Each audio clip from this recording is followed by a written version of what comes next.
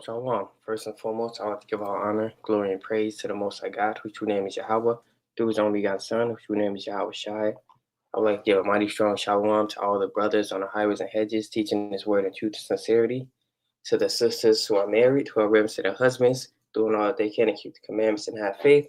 Shalom to the children as well, who are doing all that they can to reverence their parents and have faith and keep the commandments in these last days.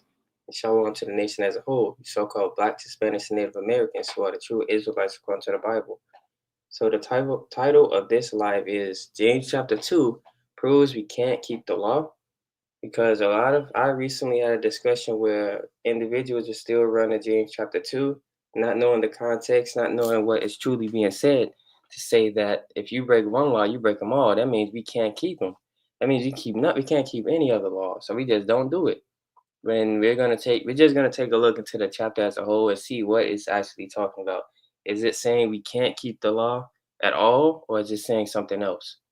So with that in mind, we can just jump right into it. So this is the book of James chapter 2, and we're going to start at verse 1. And so it says, "My brethren, have not the faith of our Lord Yahweh Shai HaMashiach, or who this world will call Jesus Christ, the Lord of glory, with respect of persons."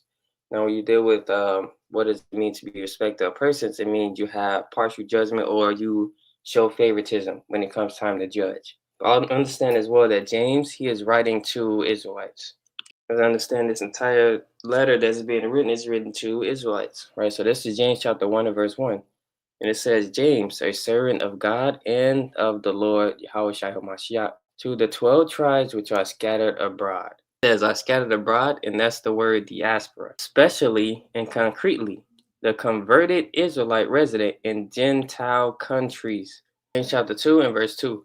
Now the context here, as we just read in verse 1, is that you aren't to be a respect of persons, right? If you have faith in the Most High God's Son, Yahweh Shai HaMashiach, because he even taught to keep the commandments and to have faith. It says, "For if there come unto your assembly a man with a gold ring and goodly apparel, and there come in also a poor man in vile raiment." So it's giving you two types of individuals, one who has a rich man, right? And there came also a poor man in foul raiment, or a poor man. And ye have respect to him that weareth the gay clothing. Now here we're just talking about magnificent or radiant clothing. When it says gay clothing, right? And so it says, "And say unto him, sit thou here in a good place. And say unto the poor, stand thou there, or sit here under my footstool." See the context here. We see it's going into respect of a person's, and that you want to they're favoring someone because they're rich, they have assets, they have resources. So keep in mind, James chapter 2 is setting the precedent already that it's about being a respective of persons in these first couple of verses. James chapter 2 and verse 5, and I'm reading in an NLT. And it says, "Listen to me, dear brothers and sisters. Hasn't God chosen the poor in this world to be rich in faith? Aren't they the ones who inherit the kingdom he promised to those who love him? You dishonor the poor. Isn't it the rich who oppress you and drag you into court?" Verse 7. "Aren't they the ones who slander Yahweh Shai HaMashiach, whose noble name you bear?" Verse 8. "Yes, indeed, it is good when you obey the royal law as found in the scriptures. Love your neighbor as yourself." Now, if Christ came to do away with the law, not do away, they won't say that. People won't agree to that. But they'll say he fulfilled all the law. If that was the case, why would James even emphasize here that you have to obey the royal law? Why would he even mention the idea of respect of persons that we see within the law if it doesn't matter anymore? They still were doing sacrifice. They were still celebrating feast days. They still taught the law. We have to have faith and keep the commandments. What does it mean to love your neighbor as yourself? It's about you showing actions that you love someone. The same way we love God by keeping his commandments, right? So when it said love your neighbor as yourself, it really goes into things you are commanded to do to show that you love your neighbor. So if you love your neighbor, you're not going to steal from him. You love your neighbor, you're not going to commit adultery. You love your neighbor, you're not going to lie on him. You're not going to commit usury upon your neighbor. There's various things that you are commanded to do that will show that you value and you love your people. That says, "Doesn't this discrimination show that your judgments are guided by evil motives?" So now let's get some things that. So this is Deuteronomy chapter 16 and start of verse 18. And it says, "Judges and officers shalt thou make thee in all thy gates, which the Lord thy God giveth thee, throughout thy tribes, and they shall judge the people with just judgment, but to do righteous and true judgment. You hear the witnesses, we see the evidence, we make diligent inquisition, and we see what the matter is, and if thou shalt not rest judgment, meaning twist judgment. Thou shalt not respect persons, neither take a gift, for a gift doeth blind the eyes of the wise and pervert the words of the righteous. Because even the righteous, if they become susceptible to receiving that bribe, they can have their mind swayed to where they twist judgment as well. Let's just go to Deuteronomy 1 now. So this is Deuteronomy 1 and 16. And it says, and I charged the judges at that time, saying, and now this is referring to what happened in Exodus 18, which I encourage brothers and sisters to read. And it says, I charged the judges at that time, saying, hear causes between your brethren, and judge righteously every man and his brother, and the stranger that is with him. Right? Ye shall not respect persons in judgment, but ye shall hear the small as well as the great. You shall not be afraid of the face of man, for the judgment is God's. So you shouldn't be afraid to deal true judgment either, because he set the standard for how we judge. Right? And it says, and the cause that is too hard for you, bring it unto me, and I will hear it. Okay, we can just get the strong definition here. So this is so it says properly to scrutinize, look intently at, hence with recognition implied, to acknowledge, be acquitted with, care for, respect, revere, how you say it, or with suspicion implied, to disregard, ignore, to be strange towards, reject, resign, dissimulate. So this is, I would say this is the two ways you can see being a respected of persons. You can extol, or you can have someone to a high regard, to where you care for them so much, you acknowledge them as, how would you say, you revere them as this high figure. And then on the other side, the other spectrum of that, you have another individual you look down upon, you don't really care about, you reject them, you reject what they say, right? When we're supposed to be objective when it comes to dealing true judgment. This is Exodus 23 and 1. It says, you must not pass along false rumors. Right, so that's another commandment. We're not supposed to be talebearers. It says you must not cooperate with evil people by lying on the witness stand. It says you must not follow the crowd in doing wrong. Right, it says when you are called to testify in a dispute, do not be swayed by the crowd to twist judgment. And this is going into not being afraid of man, similar to Deuteronomy 1 and 17. Because if someone is wrong, you aren't supposed to look at a crowd and be afraid of what they think and what they feel and twist your judgment and lie on a stand. Or it says, and do not slant your testimony in favor of a person just because the person is poor. You can't favor that poor person. Oh, he's poor. Maybe he's just right. He's going through a lot. Maybe the rich person did do it. I'm going to favor the poor person and give. We're going to jump down to verse 6. And it says, in a lawsuit, you must not deny justice to the poor. So this is Exodus 23 and 7. It says, be sure never to charge anyone falsely with evil, never sentence an innocent or blameless person to death. For I never declare a guilty person to be innocent. Take no bribes, for a bribe makes you ignore something that you clearly see. And it says, a bribe makes even a righteous person twist the truth, as I explained earlier. This is James chapter 2 and verse 5. It says, listen to me, dear brothers and sisters. Hasn't God chosen the poor in this world to be rich in faith? Aren't they the ones who inherit the kingdom he had promised to those who love him? I already mentioned it. Those who will inherit the kingdom, those who are heirs to salvation, are the Israelites. Verse 6, but you dishonor the poor. Isn't it the rich who oppress you and drag you into court? Aren't they the ones who slander Yahushua HaMashiach, whose noble name you bear? I will continue from here. Yes, indeed, it is good when you obey the royal law as found in the scriptures. Love your neighbor as yourself. But if you favor some people over others, you are committing a sin. You are guilty of breaking the law. Now, why is James even mentioning the law here if Christ came to fulfill everything? There's two things I want to mention here. In James chapter 2, verse 9, when it says, but if you favor some people over others, you are committing a sin. Now, in this context, he's writing to Israelites. Keep that in mind. We went to that James chapter 1 and verse 1. Various Israelites scattered through the four corners of the earth in places where Gentiles reside. When it says, but if you favor some people over others, we see in the law that we are to favor our own over other nations. We see where we can give strangers who would be heathen dead animals. We can see where we can commit usury upon the heathens. We can see where, let's just get it. This is Deuteronomy 23:19. And it says, do not charge interest on the loans you make to a fellow Israelite. So keep in mind, we can't charge a fellow Israelite interest on loans, whether you loan money or food or anything else. We can't add. So if I loan someone $50, I can't put another $10 interest on it if that's how much you got to pay me back now. That would be me committing a sin. So let's read on. We can't do it to Israelites. We can't commit usury or charge interest on Israelites, but let's see who we can do it to.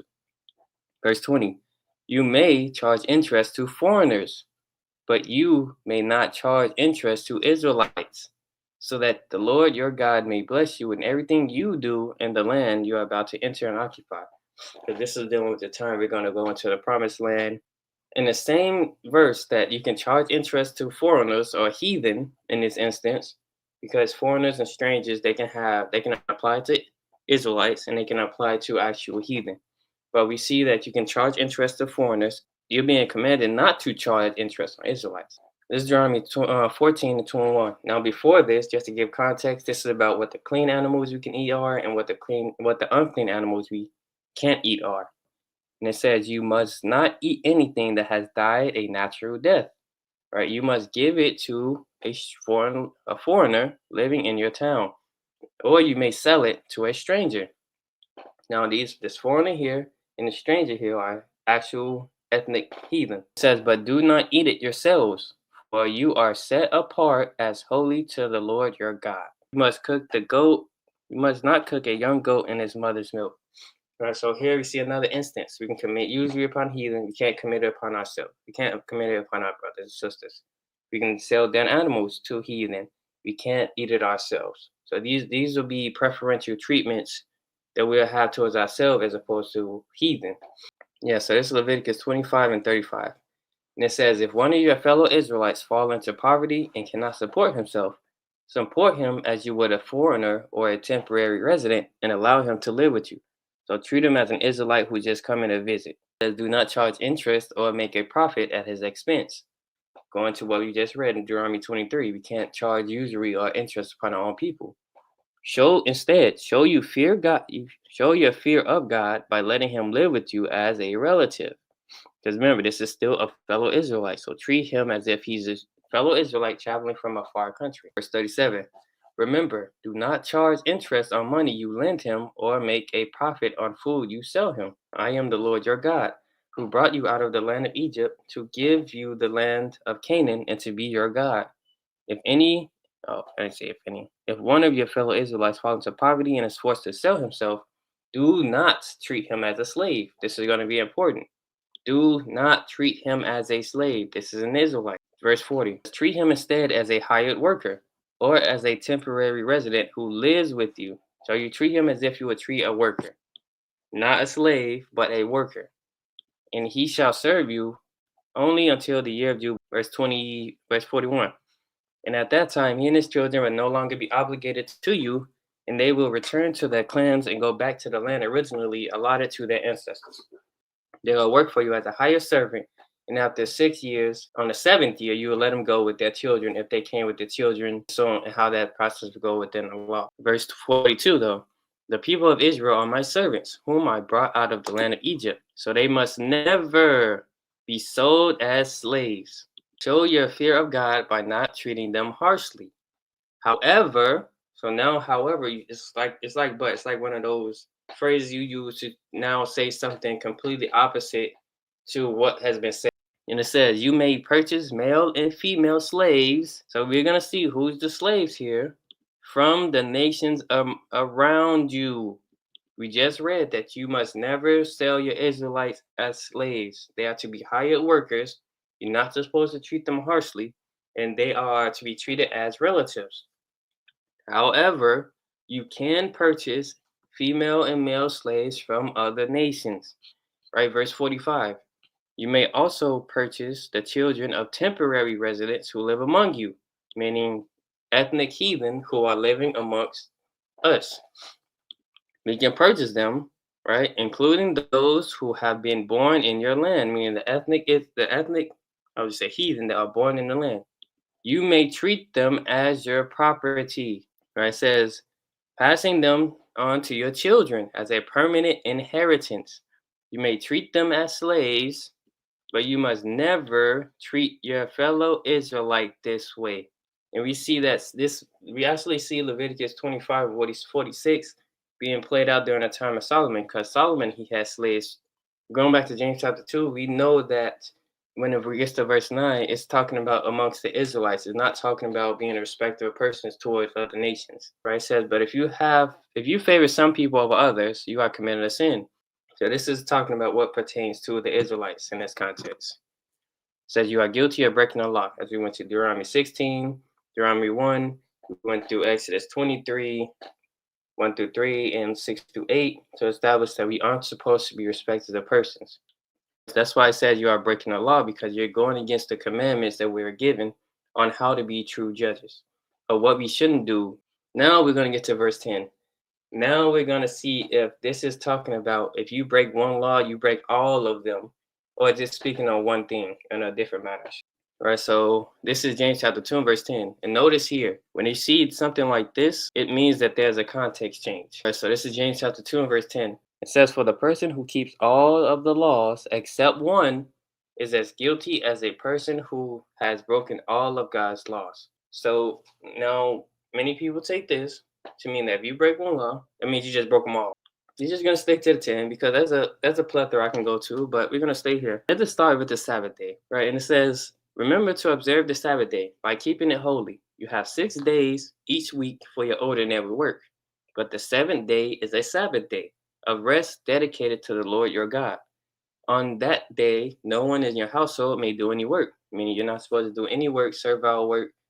We know how the law goes pertaining to the Sabbath. You don't buy a sale. You don't do any laborious work. You don't do any servile work dealing with you working and receiving some type of payment for that service. No kindling fire. And so it says, on that day, no one in your household may do any work. This includes you, your sons and daughters, your male and female servants, your livestock, and any foreigners living among you. So that's the general rule. Don't matter if you're Israelite, you're ethnic heathen coming, you will still have to abide by this law that you have to rest on the 7th day. So if a brother or sister breaks that law that they break the Sabbath, they either cook on the Sabbath, they do laborious work, they buy or sell, they do servile work in exchange for money, they will be breaking this Sabbath, breaking this law. So if they broke only this law out of all of these 10, that wouldn't make sense on how people twist James chapter 2, because you would then say he dishonored his mother and his father, he committed murder, he committed adultery, he stole, he testified against his brother falsely, he coveted after his brother's house or his sister's, worship other gods, as Exodus 20 and 3 through 5 talks about. If he broke, according to their logic, if James chapter 2 and 10 means if you broke one law, you broke them all, that would mean that if someone broke the Sabbath, they committed adultery, they lied, and they falsely testified against someone else, they coveted after their brother's things, which wouldn't make sense because they didn't do that. They just broke the Sabbath. They broke the law pertaining to the Sabbath. Obviously, individuals are wrong when they take that stand that if you broke one law, you just broke every single law there is. Let's just go back. Now, there's various laws, right? If you break the Sabbath, you're a transgressor because you broke the law on the Sabbath. You did something that was against the things you were commanded to do. Let's say you didn't break the Sabbath. You committed a murder. Now, murder here, we're commanded in various parts of our history that the Most High God commands kings to kill individuals, because this will provide clarification on what it means thou shalt not kill, because a lot of people take that and twist it to mean when it says thou shalt not kill, it should be thou shalt not murder, dealing with you intentionally wanting to kill your brother or sister. Exodus 21 and okay, here we go. So this is literally just the next chapter over on what it means, like thou shalt not commit murder. So it says, he that smiteth a man so that he die shall surely be put to death. If a man lie not in wait, but God deliver him into his hand, then will I appoint thee a place whether he shall flee. Verse 12 is speaking on if you smite a man so that he die, you're going to be put to death, right? So if you kill someone, you're going to be killed. It's just that simple. Verse 13 says, if a man lie not in wait, meaning he's not presumptuously trying to kill his brother, or a sister not trying to kill her sister, but God deliver him out into his hand, then I will appoint thee a place with it to. So this is then with someone who may kill their brother accidentally. They had no intention to plot out a murder. They didn't have these thoughts and meditate upon them. They would just, I think it talks about in Deuteronomy where an example would be if they're chopping down wood, right? And the axe falls off the handle and it hits the other brother or the sister and it kills that person who accidentally did that. They would be able to flee to a city lest an avenger come and then kill them, right? And so when it says if a man lie not await, it's just talking about him not trying to plan out a murder on his brother. Verse 14. Now we're going to get the opposite of that. So we read that if he kills someone accidentally, he has a place he can flee to. In verse 12, it says that he that smites a man, he's going to die. And it's giving you the two examples on how that actually works, how the law works or plays out. So keep in mind, if you smite a man, kill him, you're gonna be put to death, or you murder him. But it's understanding the context. It's like one person, he is kills someone accidentally, his brother says accidentally, but now we're gonna see if someone kills them going out with those plans to actually kill someone amongst their people. And it says, verse 14, but if a man come presumptuously upon his neighbor to slay him with gall, thou shalt take him from my altar. So this is where we see someone who intentionally wants to kill their brother or sister, they will be put to death. Yeah, so it says, however, if someone deliberately kills another person, then the slayer must even from an altar and be put to death. Now, the reason I clarified that is because let's say someone does that. They deliberately kill their brother. They're still a transgressor, even though they didn't break the Sabbath, even though they didn't commit adultery, even though they didn't steal, even though they didn't testify falsely against someone. So you see that with any one of these commandments. Even just sticking to you commit adultery, you're a transgressor. But you didn't commit murder, you didn't steal, you didn't testify falsely, you didn't break the Sabbath, you just slept with another man's wife, you are still a transgressor. This is what James is talking about here. He's not saying if you broke the Sabbath, you then broke every other law there is. That's not something you can rationalize or even try to make people understand. It just doesn't make sense. So when he says, for the person who keeps all the laws, except one is as guilty as a person who has broken all of God's laws. So you're just as that sinner or you're that transgressor the same way someone else is who literally broke every law and doesn't keep any. Yeah, so just read in James chapter 2, verse 1 through 8, and they'll give you the precedent that it's about not being a respect of a persons, which you find out. So even that alone shows you that this does not prove that the law is done away, because James is speaking on the law. But when you get to verse 10, verse 9, verse 10. So when you get to verse 10, not commit adultery, you did not murder someone, you did not covet someone's things, you did not testify falsely. It's just that idea that once you break the law, you're a transgressor. Even if it's just one, you're a transgressor. The same thing is if a brother or sister breaks any one of those laws, they will still be that transgressor because it will be just as bad as someone who just broke all of the law. Right? That's how heavy and weighty the law is. So it says, for the same God. Now, James actually is going to clarify what he means by James chapter 10, 2 and 10. But I just, through the Spirit, provided more clarification if it helps brothers and sisters. So it says in verse 11, for the same God who said, you must not commit adultery, also said, you must not commit murder. So if you murder someone, but do not commit adultery, you have still broken the law. That's what it's talking about here. It's not saying that you can't keep the law, that it's impossible to keep the law. That's people adding their own ideology into the text when the text is not saying that. It's just simply saying if you break one of the laws, even if it's just one, you're still a transgressor, the same way as someone breaks another law that you didn't break, but they only break one, they are still a transgressor because they just broke the law. It's just what it is. It's not saying it's impossible. It's not saying someone can't keep the law. It's not saying any of that. Verse 12. So whatever you say or whatever you do, remember that you will be judged by the law that sets you free. I've specified enough. We can just keep reading. So whatever you say or whatever you do, remember that you will be judged by the law that sets you free. Verse 13. There will be no mercy for those who have not shown mercy to others. But if you have been merciful, God will be merciful when he judges you. Now let's get that in Matthew, because Yahushua, he talks about this same thing. So it's Matthew 6 and verse 14. It says, if you forgive those who sin against you, your heavenly Father will forgive you. But if you refuse to forgive others, your Father will not forgive your sins. Just dealing with how if you're unmerciful, not willing to show that mercy unto your brother and sister who's trespassed against you, then your heavenly Father is going to forgive you. Just dealing with you holding grudges. If someone is sinning against you, that doesn't justify you to hold a grudge because grudging eventually allows hate to harbor in your mind. And we know in Leviticus 19 that we're not supposed to hate our brothers or sisters or hold a grudge against them. Yahushua even talks about that in Matthew 18 on on the protocol you should do if someone trespass against you. Right? So it says it's just dealing in that manner of not holding grudges and having that merciful spirit. Because if you're merciful, the Most High God is merciful. He's gonna fight for you. He's gonna be on your half. He's gonna be your protection. Now, does that mean that you just let someone just push you over all the time? No, it doesn't mean you don't separate, but you don't hold that grudge either. Dive into this downward spiral of hate towards your people, or towards your brother in that instance, or sister. Mark 11 and 25. And it says, but when you are praying, first forgive anyone you are holding a grudge against, so that your Father in heaven will forgive your sins too. It's Ecclesiastes 28 and starting at verse 1. And it says, he that revengeth shall find vengeance from the Lord, and he will surely keep his sins in remembrance. So if you act upon that vengeful spirit, whether it be a small degree or to a great degree, because we know having that vengeful spirit can lead to hate, can lead to you doing greater violations of our law. It stems from hatred and having that vengeful spirit on you. And so this is verse 2.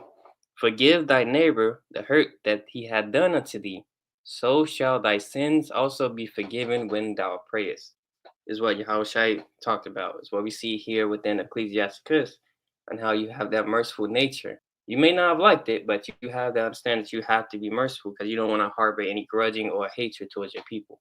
Doesn't mean you always have to be buddy-buddy with them, but it's just you moving in a certain type of manner to show you're merciful. This is Leviticus 19, and I'll start at verse 17. It says, thou shalt not hate thy brother in thine heart.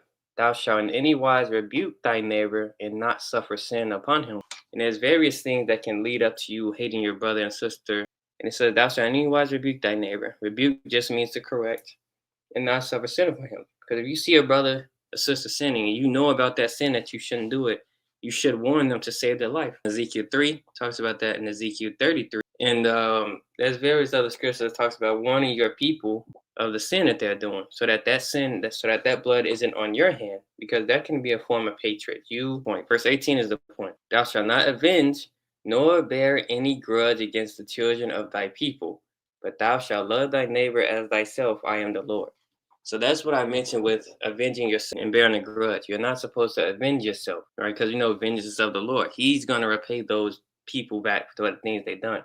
We are all rewarded according to our works, understanding that whatever you do, whatever you say, is going to come back to you. You know, a lot of people call that karma, how they say, but it's really just the judgments of the Most High God being in that circle. Talks about in 2 Ezra 5:42. But I just went here to show, like, this is what the law talks about: not hating your brother, not avenging yourself, or bearing any grudge against your people. Right, so Leviticus 19 and 15, it says, you shall do no unrighteousness in judgment. Thou shalt not respect the person of the poor, nor honor the person of the mighty, but in righteousness thou shalt judge thy neighbor. I mean, it doesn't matter if they're poor. It doesn't matter if they're high and mighty, if they're rich. If they commit a sin, they are going to be judged by the standard on which they are judged by, regardless of their status, condition, or whatever it is. They do something that violates our law and our culture, they're going to be judged according to whatever judgment there is in place. That's just how it goes. Chapter 2. Because we went to Leviticus 19 to really get the point that this is what James is speaking on. He's speaking on not being a respect of persons in judgment. That's literally all he's speaking on until you get to James 2 and 10. And even then, he's just clarifying that, even with the next verse, that if you break one, you are considered as a transgressor, the same way someone who breaks all of the laws are considered a transgressor. That's all he's speaking, right? And that's why I went to Matthew 6, Mark 11, and then Leviticus 19 to show like you aren't supposed to harbor hatred or grudging, which is why you're supposed to be merciful with anyone who has transgressed against you and not avenge yourself. Because now on the topic, the context changes again. It says, what good is it, dear brothers, if you say you have faith, but do not show it by your action? Can that kind of faith save anyone? So this is a question James is posing. This is James, one of the 12, posing this question. And a lot of individuals tell that it's just about faith. You don't have to keep the commandments.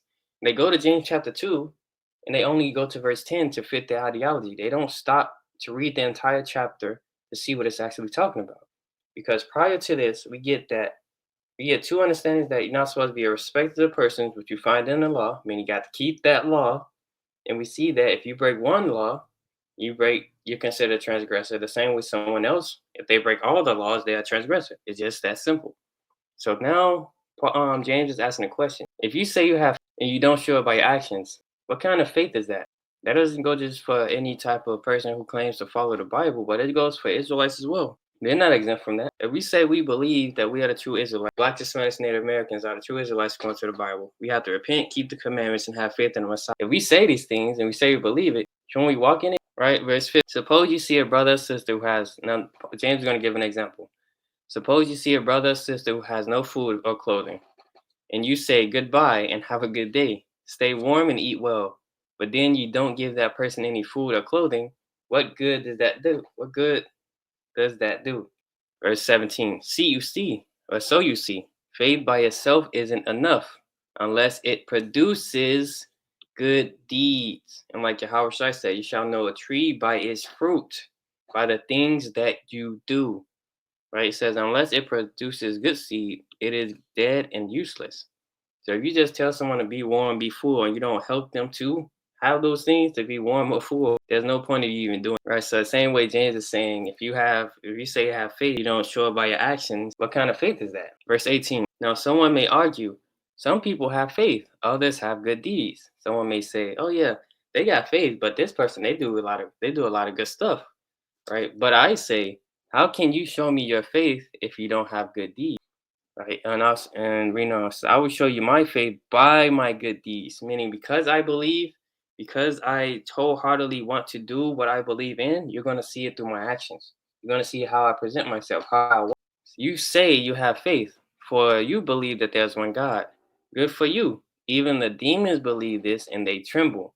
Meaning, just because you're saying you have faith, if you don't act upon it, there's no profit in it. Because you're not doing the things you say you believe in. How foolish. Can't you see that faith without good deeds is useless? And this is James really cutting a lot of people who says it's just about faith, that the law is done away, you don't have to keep the law. When James is not, one of the 12 is not agreeing with that. He's making it clear, like, if you say you have faith, you have to do the things you have faith in. You just have faith alone, it's not going to save you. The law itself isn't going to justify you, nor just trying to be justified by the Messiah.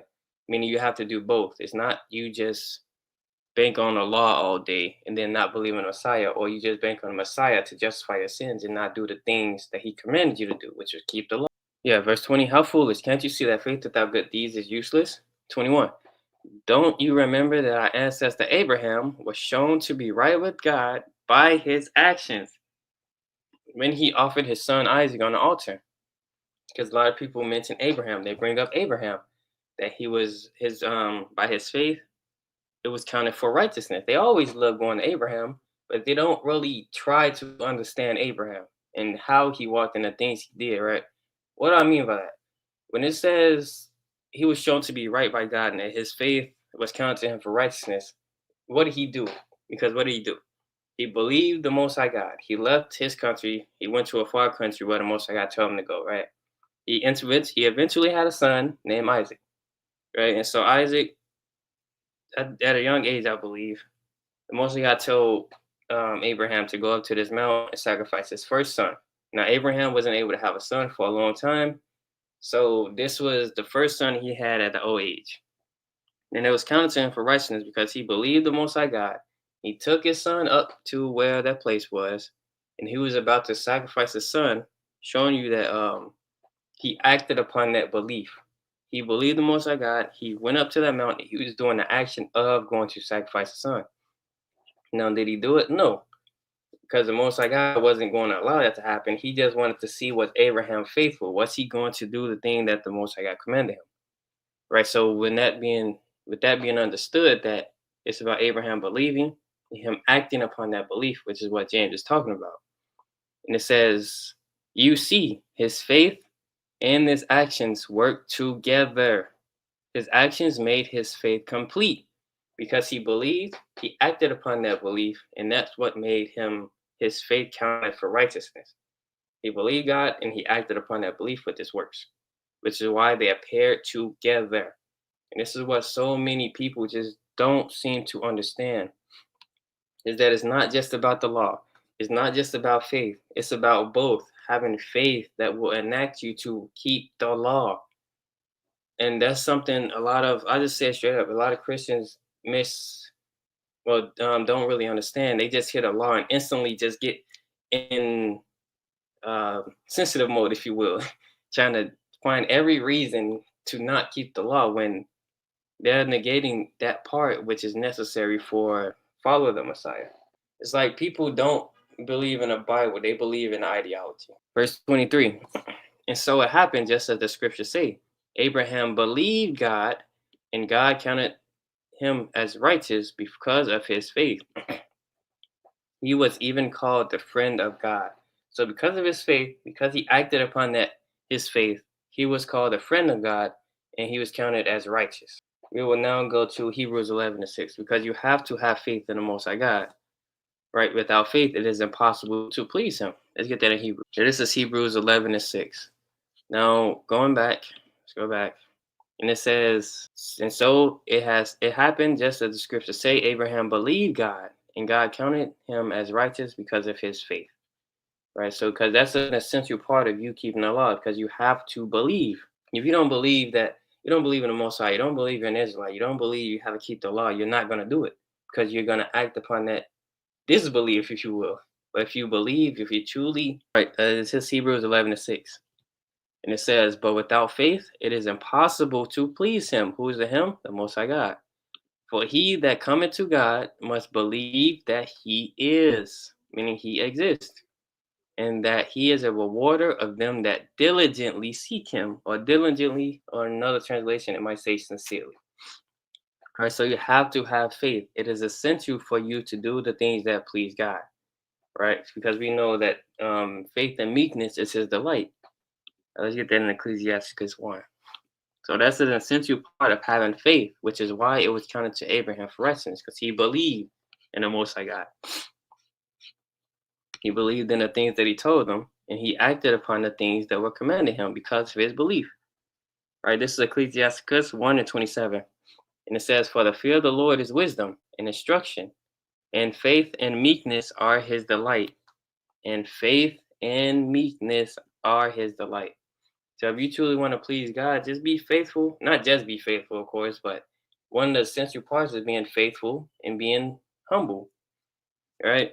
Because you know it's faith and the works. Same thing Yahweh Shai talks about. I encourage brothers and sisters to watch the video I've done on the teachings of Yahweh Shai, part 1. But yeah, we know that it's about, long story short, it's just, no, James chapter 2:10 is not saying that it's impossible to keep the law, and that if you broke one, you just broke every single law, and that we can't keep the law, because that's just not true.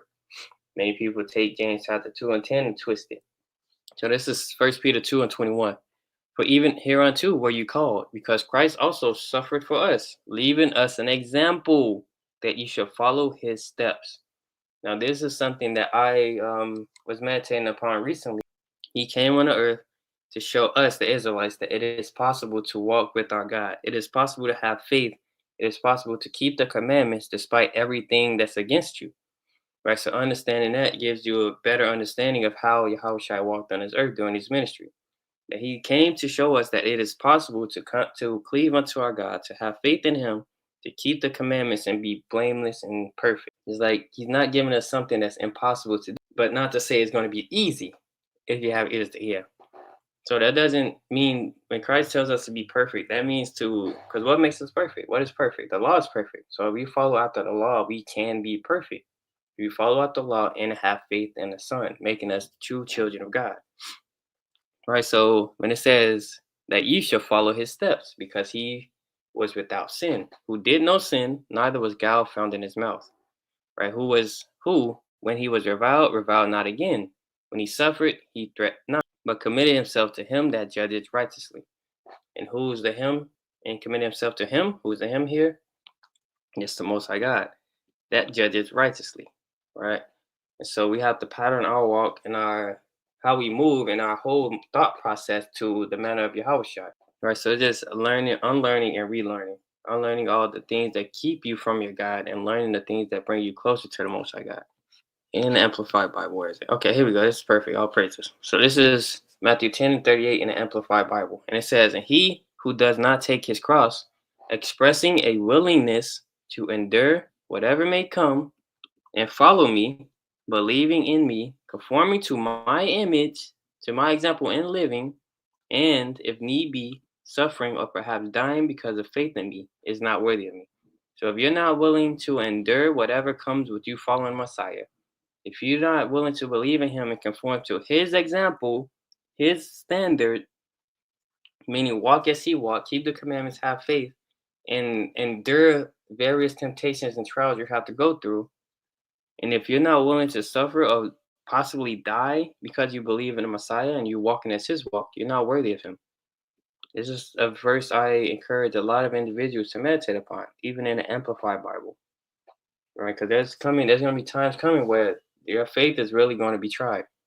Can you say you're doing the things that's really going to build up your faith to be able to endure in that day, right? But I go here just to emphasize the point that James understood that you have to have faith and show your faith by your actions, meaning keep the commandments, which we'll get momentarily. James clarifies that even in the chapter prior.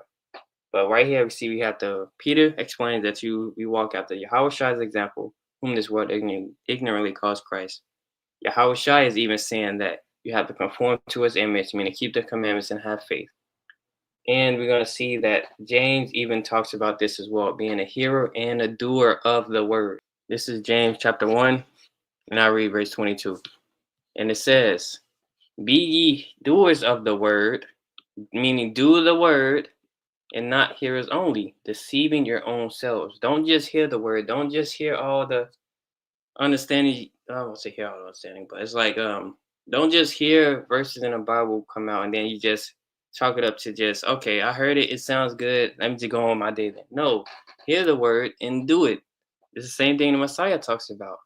You see how everything that we see within James, we see within Peter, they're all coming from the understanding that Yahawah gave. And it says, be you doers of the word and not hearers only, deceiving yourselves, meaning you do and you act upon the word. As we read in James chapter 2, if you believe it, you're going to show it by your actions. For if any be a hearer of the word and not a doer, he is like unto a man beholding his natural face in a glass. For he beholdeth himself and goeth his way, and straightway forgetteth what manner of man he was.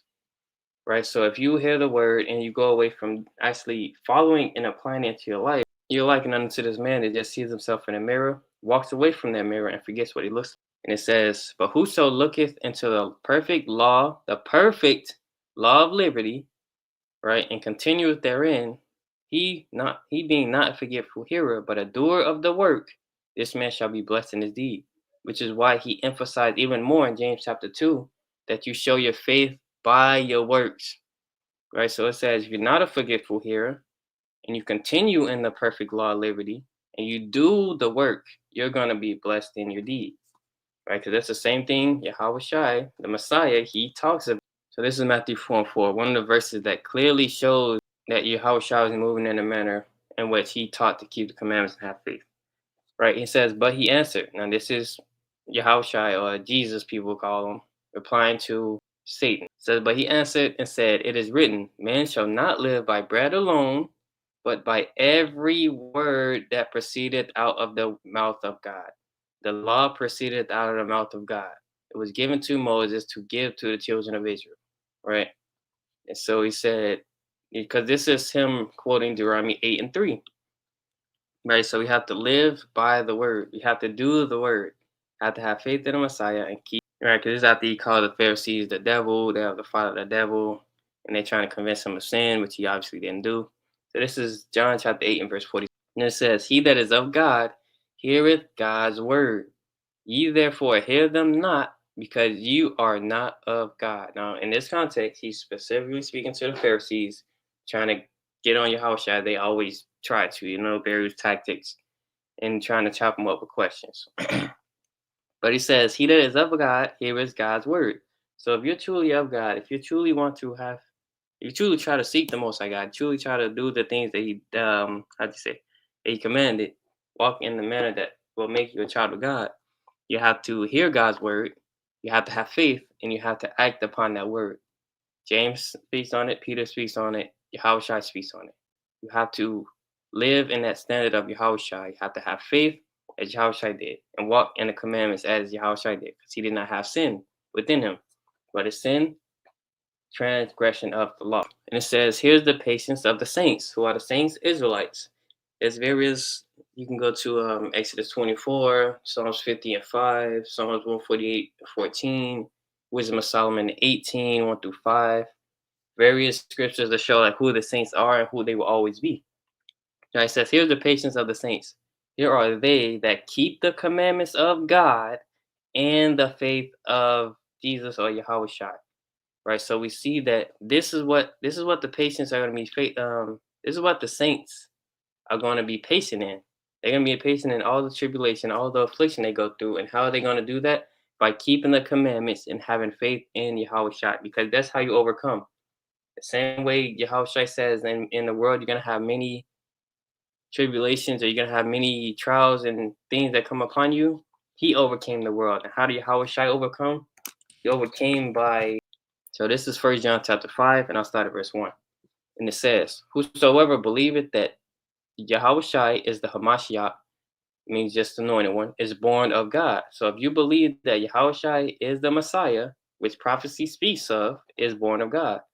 Now that's not the only thing. You have to believe in the Messiah and keep the commandments to make you a child of God. And everyone that loveth him that begat, and everyone that loveth him that begat, loveth him also that is begotten of him. Meaning you love the Father who created Yahweh Shai, his son.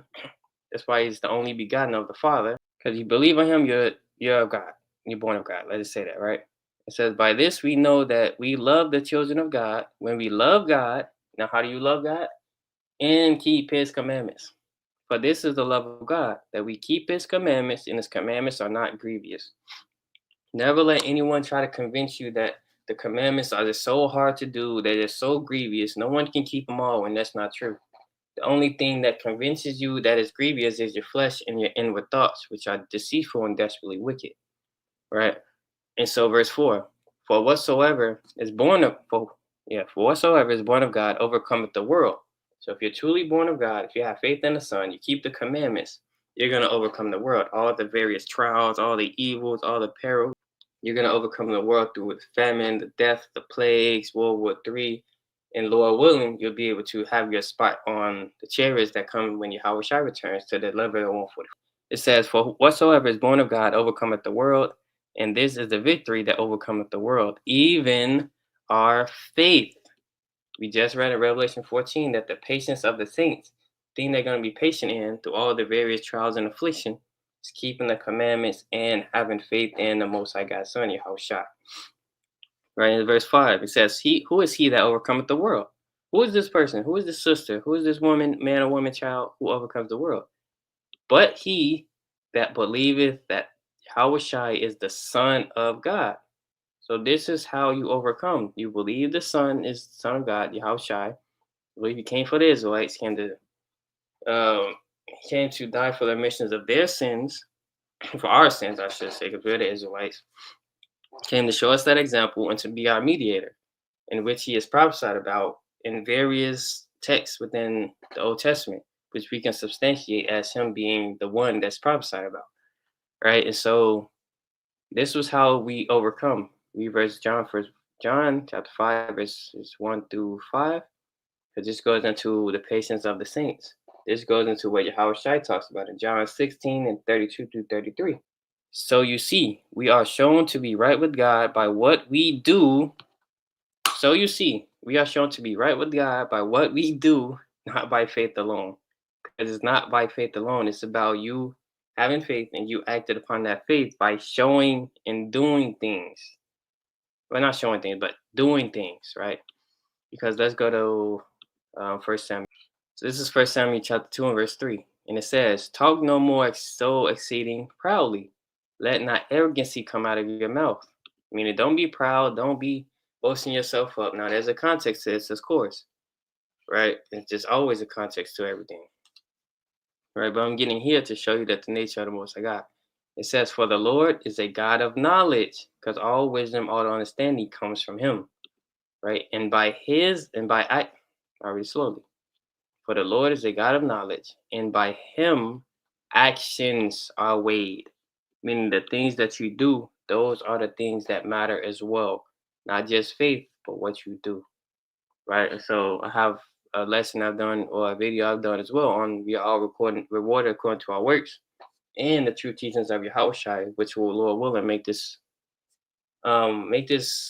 more clear for brothers and sisters. I'll try to link it in the end of the video and the end of the live in the description so that brothers and sisters may easily access it. Right. So understanding that it's not by faith alone that we're right with God. It's by faith and what we do. So our God judges us by actions. Right, verse 20. And it says, likewise, also with Rahab, the harlot.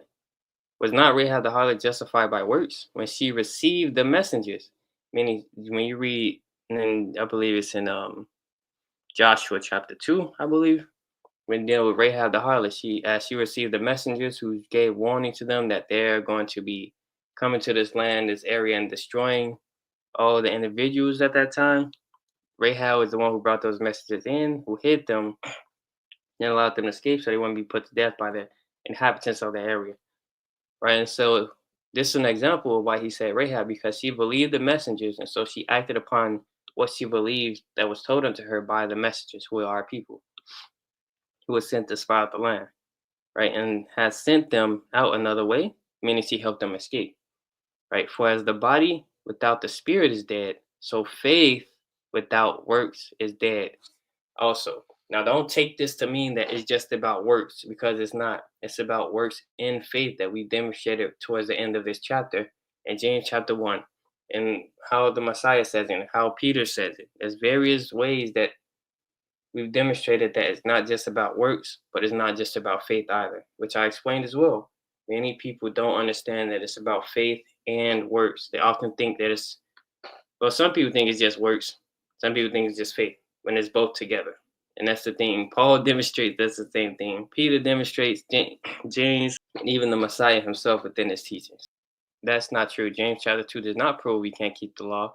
It specifies that he actually quotes the law. So even that premise is false. He mentions that you can't be a respecter of persons. He's speaking to Israelites. That you show your faith by your works. We see that demonstrated with Peter, Yahushua, which we went through. Oh, he also speaks on how you break one law, you're a transgressor, as opposed as in that same instance, someone else is a transgressor if they break all the laws. Setting the understanding that if you break one law, you're still a transgressor. If you break another part of the law, you're still a transgressor. Right? But with that in mind, James chapter 2 does not prove we can't keep the law. Right? He actually advocates for keeping the law and having faith. So it's just many people twist it like they do other scriptures, other chapters. They don't really read to understand. They read to enforce the doctrine. Right. So with that, I like to give all honor, glory, and praise to the Most High God, whose true name is Yahweh, through His only begotten Son, whose true name is Yahushua, who in this world they knew calls Christ. Say a mighty strong shalom.